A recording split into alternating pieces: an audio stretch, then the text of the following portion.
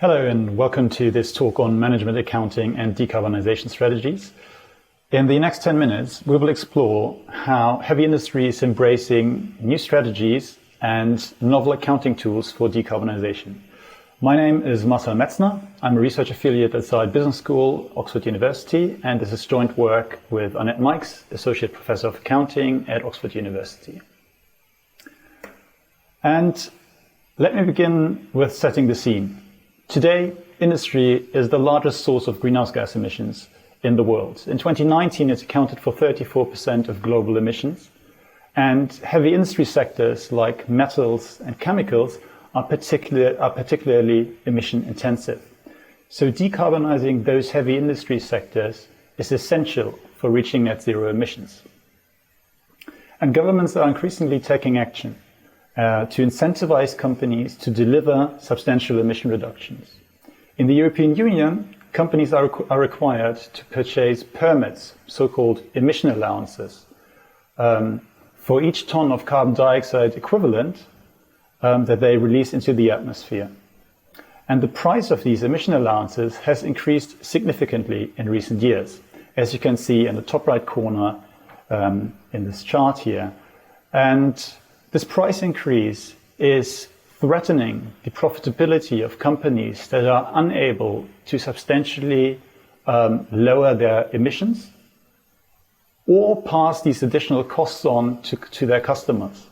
Now, doing either of these two things is challenging for heavy industries because many of these companies rely on fossil fuel-powered production processes and they compete primarily on price in global commodity markets. So it is in this context that climate action and carbon pricing is often understood to pose an existential threat to heavy industries. Now, our research on European heavy industries over the past 3 years indicates that this is the wrong narrative. We find that a new economic order is on the rise, in which climate action is no longer a threat, but an opportunity. And heavy industries are gradually recognizing that the low-carbon transition holds strategic opportunities. Based on our research, we have identified 5 strategic steps that enable companies to seize those opportunities. The first step is to reconfigure the business portfolio.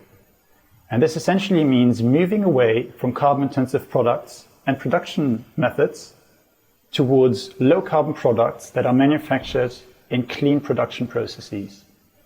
And a good example here is Ørsted. It's a Danish company that transformed itself from an oil and gas player into one of the world's leading wind energy companies. To make such transformations a success, companies need to find ways to differentiate themselves. And this brings us to step 2. We find that companies are deploying 2 types of differentiation strategies. The first one is carbon lightweighting. And here, companies help customers to meet their own carbon reduction goals by providing them with low carbon components and products. And a good example here is green steel, which is steel that is manufactured with considerably lower carbon emissions compared to conventional steel. And customers like leading car manufacturing companies can lower the emissions, their own emissions, in their supply chain by purchasing green steel. The second strategy is circularity. And this is an approach that keeps natural resources in economic use for as long as possible through minimizing waste and maximizing recycling. Now, to optimize the benefits from these differentiation strategies, companies need to be able to properly measure, report, and market their impact. And this is where accounting comes into play. Many companies already anticipate tougher carbon pricing regimes, and they apply an internal carbon price to factor in future carbon costs, both in strategic planning and in investment appraisals. And the benefits of applying such an internal carbon price are twofold.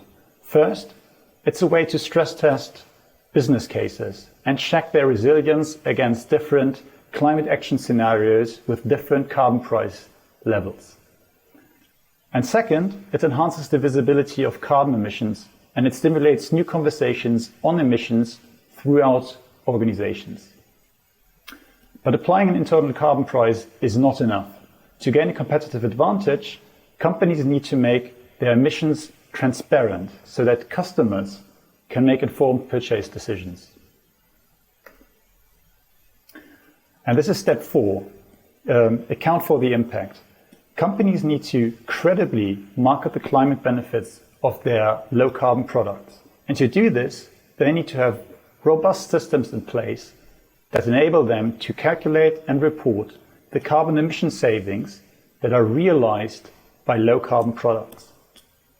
To enhance the credibility of those climate benefits, we find that companies turn towards third-party audits to certify those emission savings. And this then allows companies to pass down these emission savings to their customers as a value-adding product offering. The 5th and final step here is to engage in corporate activism.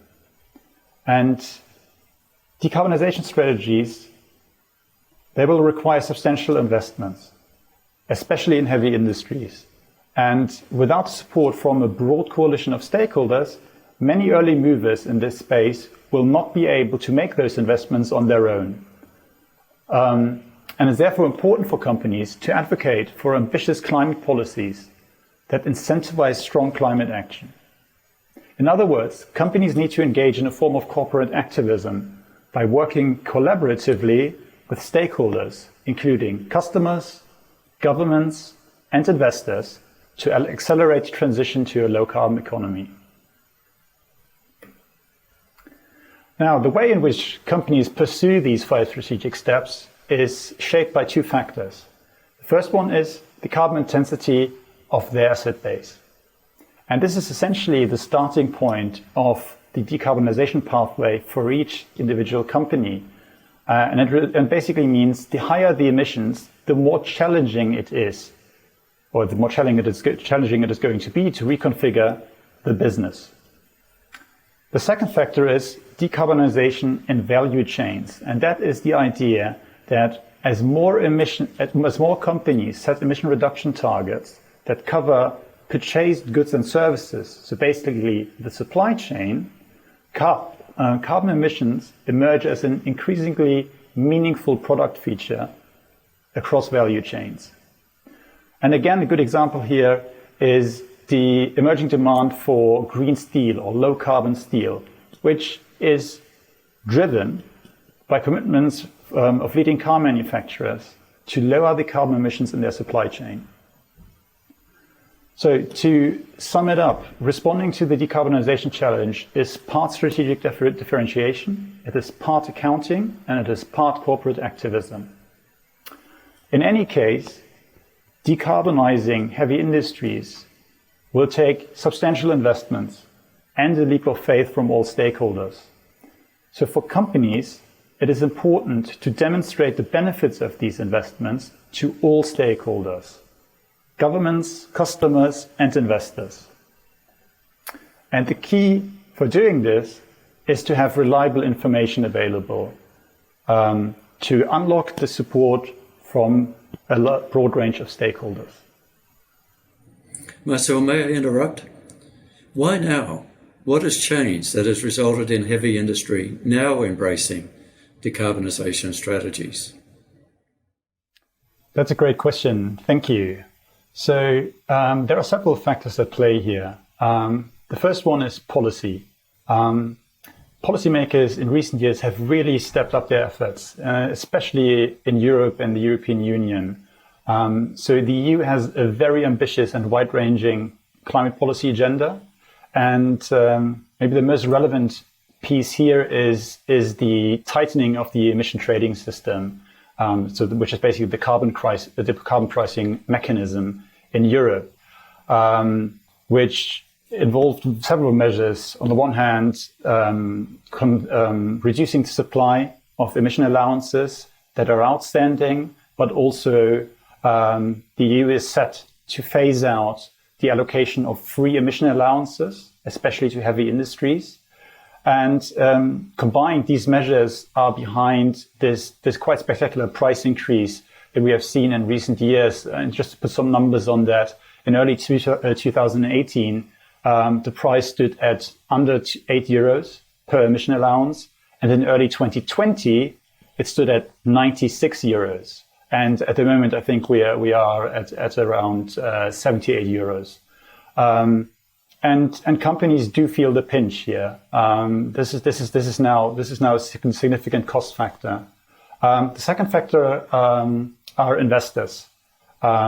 Investors that are increasingly pushing for climate action, and to highlight here are in particular institutional investor groups like Climate Action 100 that are pressuring carbon-intensive companies to reduce emissions across their value chains. And the third factor is civil society. And here I have social movements in mind, like Fridays for Future, that have really amplified the concerns around climate change, and they have highlighted the urgency to act. And together, this has created a strong momentum, and companies are realizing this is not going to go away. And I think the leading companies are realizing that this is also presenting really significant opportunities. Why is accounting for carbon emissions so challenging? Yes, I'm happy to answer that. So I think there are two different ways of answering this question. And the first one is there are some conceptual reasons here. So the de facto standard of accounting for carbon emissions is the Greenhouse Gas Protocol. And at the heart of this protocol is the distinction between Scope 1, 2, and 3 emissions. Now, Scope 1 emissions are direct emissions from sources controlled by a company. Scope 2 emissions are all the emissions from generating the electricity that companies buy in. And Scope 3 emissions are from sources that are not controlled by the company. So that includes everything in the supply chain and the use phase of the product, and also the disposal of the product. Now, the problem here is, or the challenge is, that the Scope 1 emissions of one company are the Scope 3 emissions of another company. And this results in double counting of emissions across value chains. Now, so this is the conceptual challenge, but this has very practical ramifications, namely that accounting for Scope 3 emissions is fiendishly complex, because it basically requires a company to track emissions along very complex value chains, all the way from the sourcing of raw materials down to the disposal of products. And both of these issues are challenges that companies have to grapple with, and why something that might be from the outset look as a fairly straightforward task, that is accounting for carbon emissions, is actually quite a challenge. Thanks so much for having me.